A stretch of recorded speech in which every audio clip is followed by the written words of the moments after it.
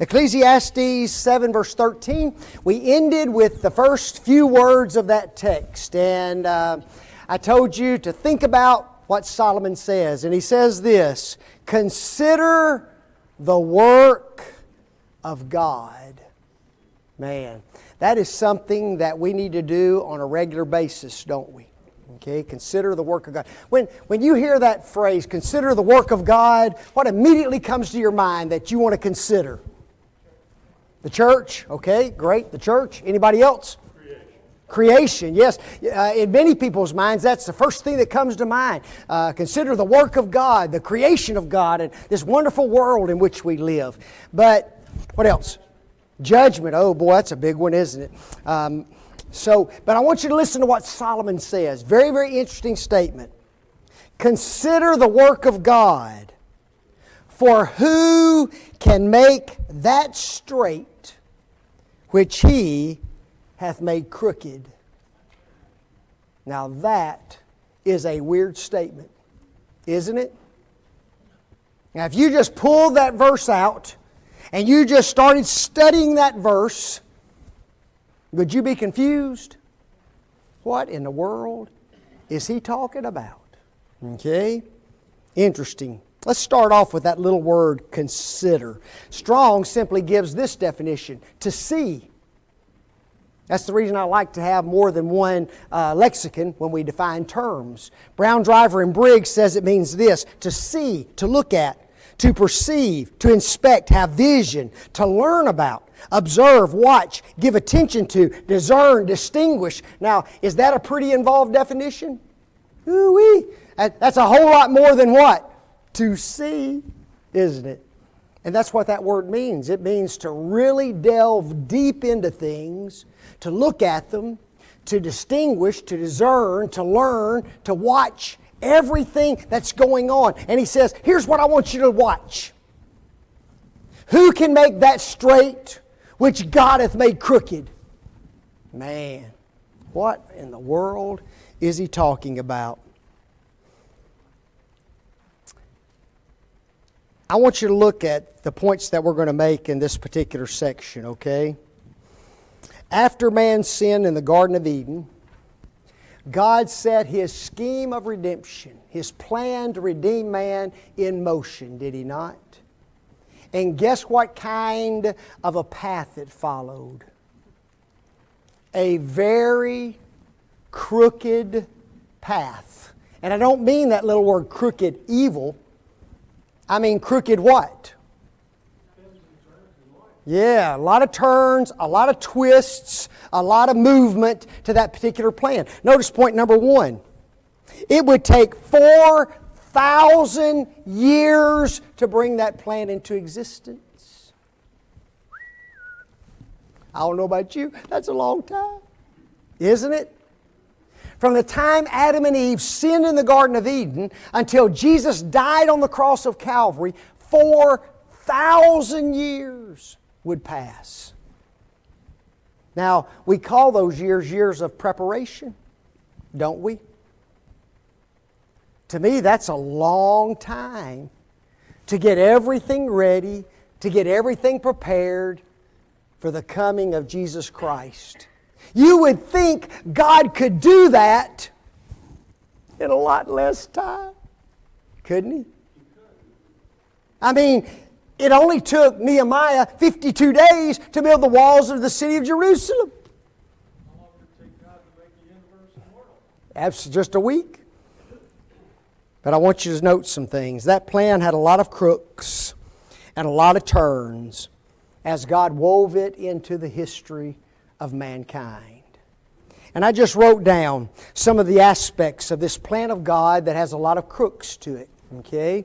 Look at point number 1. The women used in God's plan. Have you ever really stopped and looked at the women that God used to bring His plan into existence? The first was a woman by the name of Tamar. Who is Tamar? Don't answer all at once. I know she's a she, so don't tell me she's a woman, okay? Tamar was the daughter-in-law of who?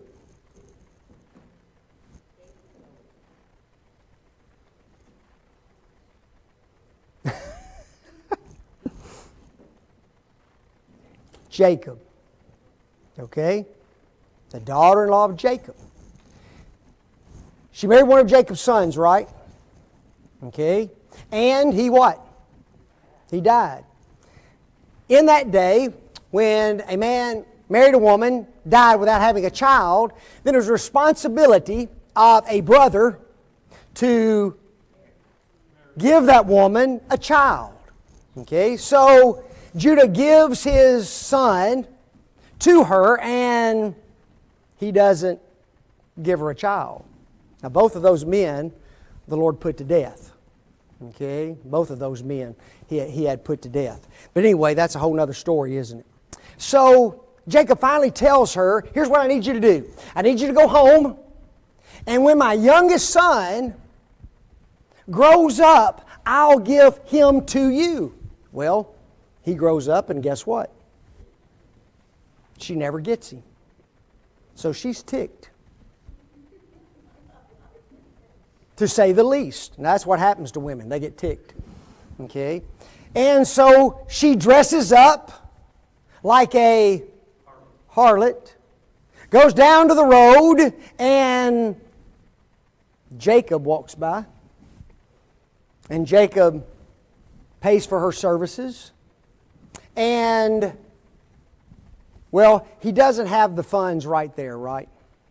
So he gives her a few things, like a staff, his garment, and he leaves. Okay? And he goes to get the money, sends a man back to pay her, and guess what? She's gone. Well, all of a sudden, they find out that Tamar's pregnant, right? Jacob's all bent out of shape. He wants to kill her, doesn't he? So he brings her in, and when she walks in, she's toting all those things that Jacob had given her. So the baby's who? The baby's his. Now, folks, out of that relationship came Jesus Christ, the Son of God. Now, you tell me how many of you in here would have used that relationship to bring Jesus into the world?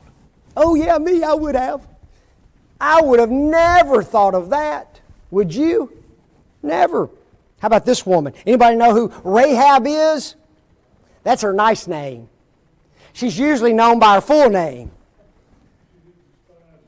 Rahab the harlot. That's her full name. That's the one we most of the time know her by, isn't it? Now again, she's the one who rescues the spies. She's the one who's saved from the destruction of the city of Jericho. And she marries an Israelite, and she too is in the lineage of Jesus. Wow. Oh yes, I'd have chosen Rahab to be in the lineage of Jesus, wouldn't you? That's another little crook in the path, is it not? Man, unbelievable. Who is Ruth? Oh, she's a Moabitess. And guess what? Moabites were enemies of the people of God. Okay? Weren't they? And it just so happens that a famine entered into the land, and Naomi, her mother-in-law, moved into the land, lost her husband, lost her sons, and Ruth goes back with her, doesn't she? And Ruth marries an Israelite who just happens to be in the lineage of Jesus. So we've got a woman who plays a prostitute, we've got a woman that's a harlot, and we've got a woman who's an enemy of God's people, a Moabite, and they're all in what? They're all in the lineage of Jesus. I'm sure if you were writing the story, that is exactly the way you would have told it, wouldn't you?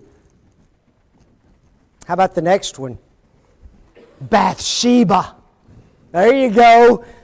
Let's just put icing on the cake, right? Who is Bathsheba? She's what? That's the nice way of putting it.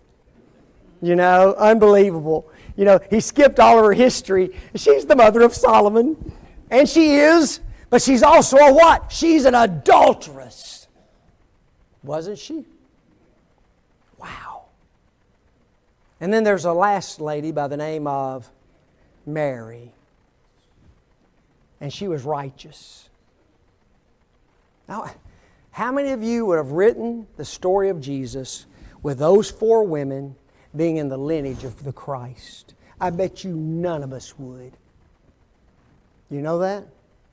You look at can you imagine being a Jew and reading that story and reading about these are 4 of the women in Jesus' line?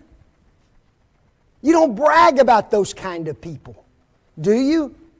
Those are the ones you hide from view. You don't want Ancestry.com to know anything about those women. And yet, guess what? The Lord doesn't hesitate. Go home today and read Matthew, the 1st chapter. And guess what? The women are named in the text. All of except Bathsheba. And she's called the wife of David. Okay? They're there. But you see, what we would want to do if we were writing the story, we'd try to make the crooked straight, wouldn't we? And that's what Solomon asked. Consider the work of God. For who can make that straight which he hath crooked? You know, who can do that? It's unbelievable. Look at point B there. God only allowed Abraham, Isaac, and Jacob to be strangers in the land of Canaan. Those men never, ever saw Canaan as their own personal possession. The only piece of that land that those 3 men ever owned was a small burial plot for their family. And yet they were the ones what? Promised the land.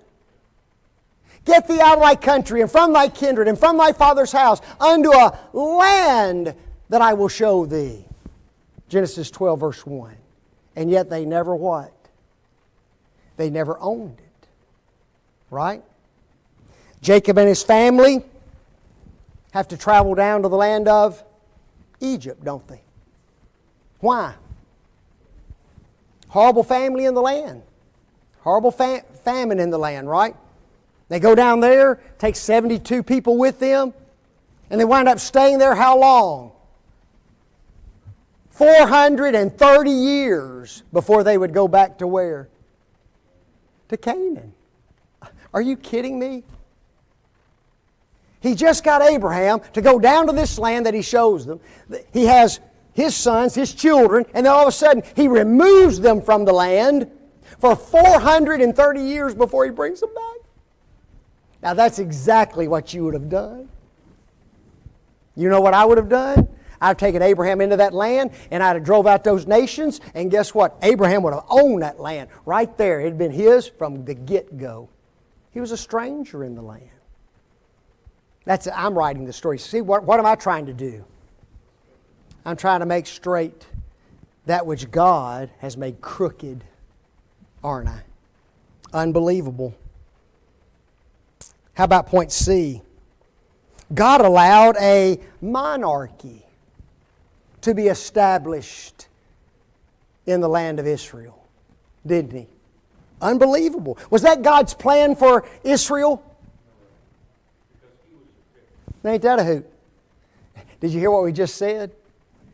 God allowed a monarchy, but it wasn't in His plan. So we have to kind of qualify it, don't we? It were and it weren't. That's not good English, but that's the way it was, right? You go read Deuteronomy the 17th chapter, and you know what He tells Israel before they even enter into the land? One of these days you're going to have kings. God already knew it, didn't He? Okay? And when they wanted a king, even though God was their king, He still said what? Fine. Didn't He? And that's exactly what He told Samuel. Let them have a king. If they want a king, give them a king. Wasn't what he desperately wanted. I want you to think about that. that kingdom was united under 3 kings, then it what? Then it divided. And there were 19 kings in the north, and there were 19 kings in the south. And the northern kingdom was taken captive into Assyria. 10 of 12 tribes gone. And then all of a sudden, 125 years later, the southern kingdom is taken captive by Babylon. Oh no! The plan of God is in ruin, is it not? 70 years of captivity. That's a full generation of people. Really about 2 to 3 generations if you look at what a generation consists of. And then He brings them back, doesn't He? Now, how many of you would have done that to your kingdom? You're the king of the kingdom. It's a theocracy. It's not a monarchy. And yet you give it to a human being. Fine, here. They ruin it. They divide the kingdom. They become so evil and so corrupt, you have to take them into captivity. And yet God can still do what? Bring His plan to pass. Whatever God makes crooked, don't what? Don't try to straighten it. You can't do that. Wow. Look at point D. The Messiah came. The whole Old Testament talks about a Messiah, does it not? The anointed one, the King of Israel. Now, in the Jews' mind, did they know a Messiah was coming? Yeah. Do you remember when the wise men came and they asked Herod, where was the king going to be born? And they brought in the wise men. And the wise men told them what? He's going to be born in Bethlehem, in harmony with Micah 5:2. Isn't that amazing? They understood a prophecy of the Old Testament referring to who? Referring to the Messiah, referring to the King of Kings. It's unbelievable. So they knew that a king was coming. They knew an anointed one was coming. They knew a Messiah was coming. But they thought what? Okay. How about this first one? They thought He was going to be a man, not God. Right? God is going to send God to the earth? Oh yeah, that's what you would do if you were writing the story, wouldn't you? You'd have taken the second member of the Godhead, who was holy and pure and divine, no sin, clothe Him in flesh, and send Him to earth to die for humanity. That's what you would have done. Because you're so smart. I wouldn't have done that. I think I'd try to find another way, don't you? It's not what God did. It's unbelievable. He had to be rejected, arrested, tried, put to death in order to redeem man. There you go. So you send your Son and send Him through all the hoops, don't you? Send Him through all the misery. Just so He could shed His blood so that all sinful man could be forgiven. Surely there's another way to do this. Unbelievable. He was raised the third day. 40 days after His resurrection, He ascended to the right hand of God, and then He left 12 men. And they weren't educated men, were they? No, they were ignorant and unlearned men. Galileans, fishermen, publican, respectable members of society. But He left 12 men to carry His message to the world. Is that what you would have done? See, if you stop and you really think about how God brought His plan into existence, it's all what? It's all crooked, isn't it? No wonder it took 4,000 years. But what does Solomon say? Consider the work of God. And don't you dare what? Don't you dare try to straighten what God has made crooked. That is not your prerogative. Notice that last line. God is sovereign over all, folks. Regardless of the turns and twists, God's will be brought to pass. Man cannot destroy the designs of the Almighty. It's impossible. All we must do is what? We just submit to His will, don't we? And when we were studying Presbyterianism in our denominational doctrines class, I had, I think, 1 or 2 full classes on something that was very interesting. Does the Bible teach that God made choices? Yeah. God made choices. Who was the first man and first woman to ever live? Very good. He read his Bible. Adam and Eve. That's right, Adam and Eve. Who chose to put those 2 beings on the earth? Why didn't He create Victor and Kathleen to be there first? How do you know how tall Adam was? The Bible don't say that. The Bible don't say that, does it? You know? You see, God chose those 2, created those 2, and put those 2 on the earth. Who chose Abraham? Isn't that something? God chose a single individual to make the father of the nation of the Jews, didn't He? Now, Abraham had a son by the name of Isaac, and that just follows, doesn't it? But Isaac had how many sons? 2. Twins. Esau and Jacob. Who was born first? Uh-oh. Firstborn. Don't firstborn get privileges? Aren't the firstborn supposed to be put first? And guess what the Bible says? God loved Jacob and hated Esau. That's pretty strong language, isn't it? What He's saying is this. This is the one I choose out of the 2.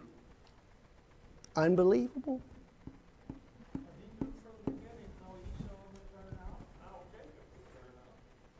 Jacob had 12 sons, didn't he? And who did he choose?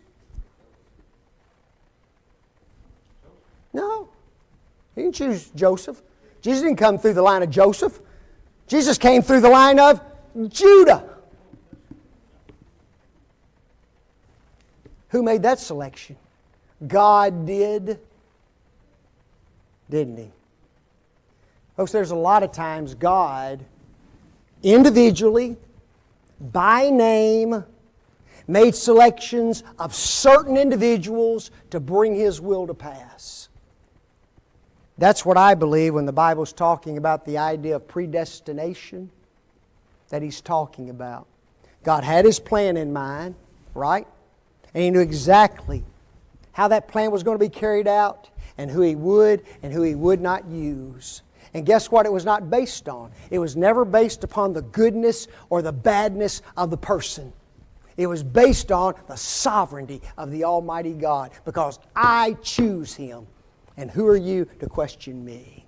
That's why He chose who? Tamar. That's why He chose Rahab. That's why He chose... Don't question me. I'm who? I'm God, and I will bring my will to pass. Consider the work of God. Don't try to make straight that which He's made crooked. You'll never be able to do that. Dutch, what were you going to say? The only reason I brought Joseph was because He chose Joseph to bring the family into Egypt, to bring the whole group. Oh, yes. He was part of the plan, but he wasn't part of the Messiah. He was not part of the Messianic stream, okay? So, you know, we as God's creatures, well, how many times do we question what God is doing in our lives? Why this? Why that? Why this? Why that? Why this long? Why not that long? Why not this place rather than this place? And you know what we need to quit doing? Quit questioning God. Quit trying to make the straight crooked or the crooked straight, and just what? Just yield to His will. Do what He says to do. And it's that simple. Okay? And well, I say it's simple. It's not that simple, is it? Okay? Pretty interesting topic. Pretty interesting topic. Questions or comments, anybody? Man. Yes, ma'am.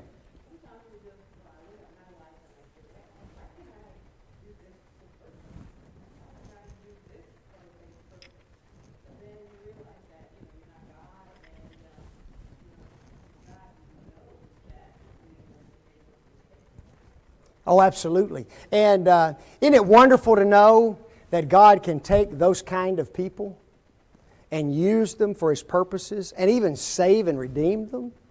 You know, we're not perfect people. You know, it's amazing that, we want ourselves to be perfect, and we definitely want our brethren to be perfect. Because if they're not, we let them know real quick. You know what? God can take that person and just use him a little bit. In fact, a lot of bit. I find it interesting that Abraham and his family were idol worshipers when they were chosen.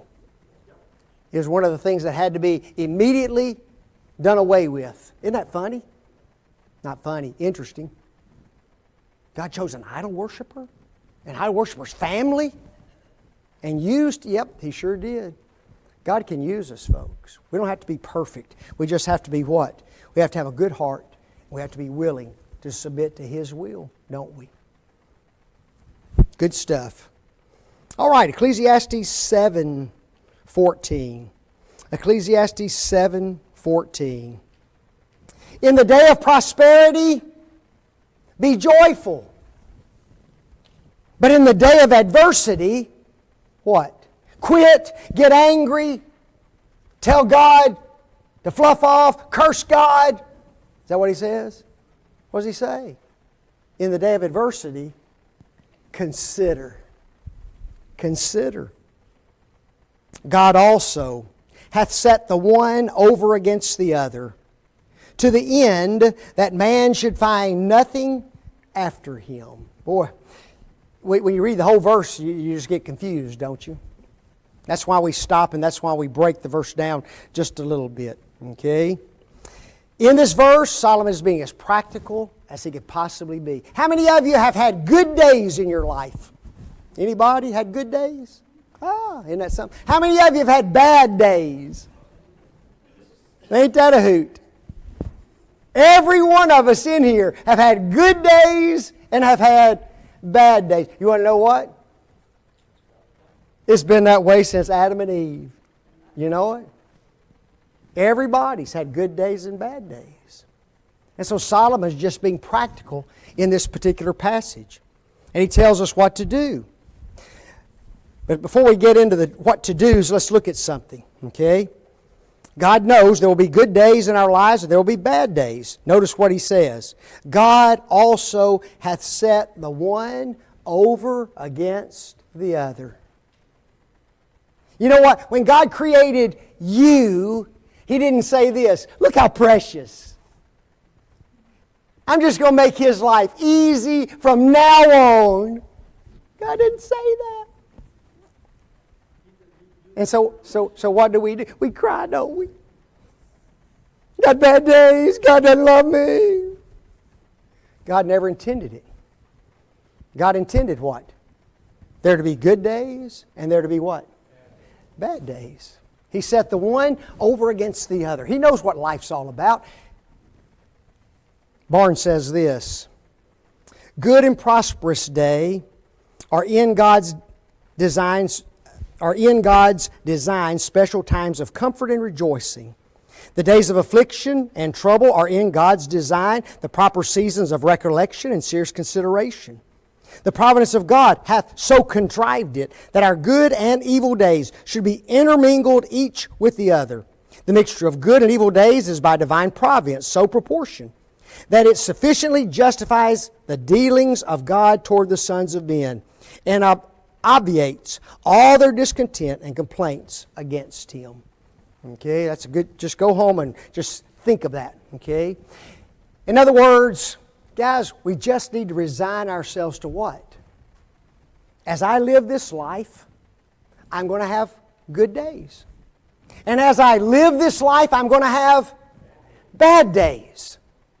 Okay? And one of the most wonderful examples of an individual who understood that was a man named Job. That's the way everybody reads it when they first read it. Job 1, 21 and 22.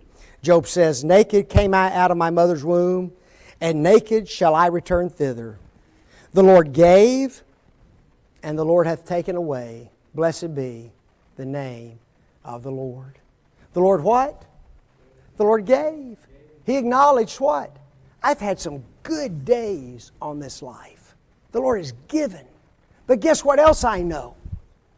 The Lord takes away. And he was okay with that. And rather than curse God, what did he do? Praised Him. Blessed be the name of the Lord, he says. Well, his wife, she wasn't quite as understanding. Especially after they lost their kids, and then all of a sudden Job is afflicted from top to bottom with boils. So she just comes to Job and says what? Why don't you just curse God and die? And isn't that what we do a lot of times? We may not die, but we curse God. We quit the church. Whatever we think we need to do. Then said his wife unto him, "Dost thou still retain thine integrity?" Boy, wouldn't you like to have met her? "Curse God and die," she says. But he said unto her, I love this. Men don't say this to their wives today. Okay, "Thou speakest as one of the foolish women speaketh." That's what you call a mild rebuke, wouldn't you say? Notice what he called her. He called her a what? He called her a foolish woman. "Thou speakest as one of the foolish women speaketh." What? Shall we receive good at the hand of God, and shall we not receive evil? In all this, Job sinned not with his lips. Job knows what? There's going to be good days, and there's going to be bad days. Okay? Now, here's something that's interesting. Okay? Many of our good days are early in life, aren't they? We're in good health. We're able to work. We become prosperous. We're able to buy things. And then all of a sudden, life takes a turn. And we get what? OLD. That's a nice way of saying you get old. Right? And guess what? Solomon has predicted that it is in those years that the evil days come. And all the church said, "Amen." That should have been OceanSide when I said that. Okay? Life gets hard, doesn't it? There's aches, there's pains, there's frailties, there's breaks, there's sickness, there's death.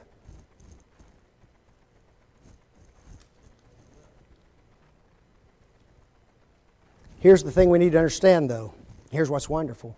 The providence of God is actively involved in our lives.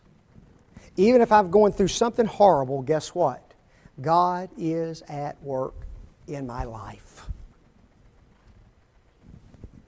Now notice what he tells us to do. The key to a good life is how we handle the days we are given. Right? That's the key. And Solomon tells us exactly what to do. In the days of prosperity, what? Rejoice in those days. Nothing wrong with that. Isn't that usually pretty easy to do? It's very simple to rejoice when everything's going good, isn't it? In those times, we often think that life can't get much better than this. But it can get what? It can get worser. Can it? And we need to be aware that it probably what? It probably will. The good days are not going to last forever. There will come evil days. And when the evil days come, he says, here's how you react to those. But in the days of adversity, what? Consider. Consider. Man. Remember that word consider the works of God a while ago? Same word. To do what? To look. But I want you to read the definition again. To see, to look at, perceive, consider, learn about, find out, give attention to, discern, distinguish. Guys, when life turns hard, when life is miserable, it's not time to give up on God. It's time to what? It's time to stop and consider. That's what it's time to do. To look into what's happening in my life and to benefit from it, even though it's what? Even though it's terrible. Can I benefit from it? I put down on point B there in adversity, there are things to look at, consider, pay attention to, and learn from. Number one, dependence on God. God, you're the only one who can get me through this. Right? Doctors can't do any more. Family can't do any more. All the money that I got can't help me one iota. There's only one person I can depend on, and that's who? That's God. Some people need to learn that lesson, don't they? How about this? Experience. Is it good to have experience? Yeah. It's good to have experience. If you don't have experience, you're just kind of good for nothing, right? Which would you rather have? Somebody with book knowledge or somebody with hands-on experience in the job? Isn't that something? Because they have what? They have experience. I had one guy tell me, he says, there's the way the book says to get it done, and there's the way to get it done. Ain't that a hoot? Because he's been on the job. And he learns that, guess what? You can't always get it done exactly by the what? By the book. See, he learned from what? Experience, hadn't he? Learn from experience. How about this one? Have you ever been comforted by God in your affliction? You go through the trials, you go through the tribulations, and you get out on the other end, and guess what? Everything's okay, isn't it? And God comforts you. And guess what you can now do? You can take that comfort that you've been given, and you can go comfort somebody else in their affliction, according to 2 Corinthians 1, 3 through 5. Do we ever need a little humility? Sometimes we need a little humility, don't we? And guess what the best way to get humility is? To be humbled. And guess what the best way to humble a person is? It's not by giving them everything. It's by what? Yeah. Putting them through the gauntlet. And I always remember, Nebuchadnezzar. He needed to be humbled. And God what? He put him through the gauntlet, didn't he? And he came out on the other side a different person. Okay? How about endurance? You need endurance? Every one of us need endurance, don't we? We need to learn how to be patient. We need to learn how to bear up under trials. We need to learn how to continue even when things are hard. Well, how do you know you can do that? Unless you what? Unless you go through some tribulation. We made mention of NFL players and football starting. I played a little football. We had 5 days of practice before game day. Okay, 5 days of practice before game day. That's a lot of practice, isn't it? That's a lot of misery. That's a lot of wind sprints. That's a lot of getting beat up for absolutely nothing. You go across the goal line, and guess what? 0 points. Here's where the coach said, do it again. Oh, are you kidding me? We had a thing called a blood pit. Ask me about that sometime. That weren't fun. Saw one guy get his helmet turned around where his nose was sticking out his ear hole. Needless to say, he was hollering that hurt. Now, why do you go through 5 days of practice for one game day? Endurance. Come game day, guess what? You're going to need every bit of what you learned in practice to win that game, most likely. How about this last one? Maturity. Maturity. You know what's being said in the workforce now? There are people who would rather hire people 65 and older than they would 20-year-olds and over. You don't know why? They're mature. They'll do the job. They'll show up. They show respect to their boss. They won't steal from you. They don't just want a paycheck. They're there to contribute and be a part of the workforce. Wouldn't you rather have that? Well, where did those old folks get all that from? They got it from living their lives until they're 65, didn't they? And they know the difference. Now, at the end, Solomon makes an interesting statement. To the end that man should find nothing after him. What in the world does he mean? Folks, we only have today to live. You know that? We only have today to live. Yesterday's gone, tomorrow's not promised. We may think we can peer into the future, right? And guess what? You can't. It's an impossibility. It's an impossibility. Thus, each one of us needs to use today to the fullest. If we're prosperous today, do what? Rejoice. If today is hard and if today is a struggle, what do? Consider. Learn what's going on in your life. Use that for your benefit as well. Because that's what God intended for life to be. Isn't that something? It's good stuff. Why don't we never get to the next verse? I always leave you with one page left. It's just too much good stuff in here. Okay? Now it makes me feel good that I got another page of notes left. Okay? I don't know. We'll talk about the next one next week. We appreciate it. It's good stuff, guys.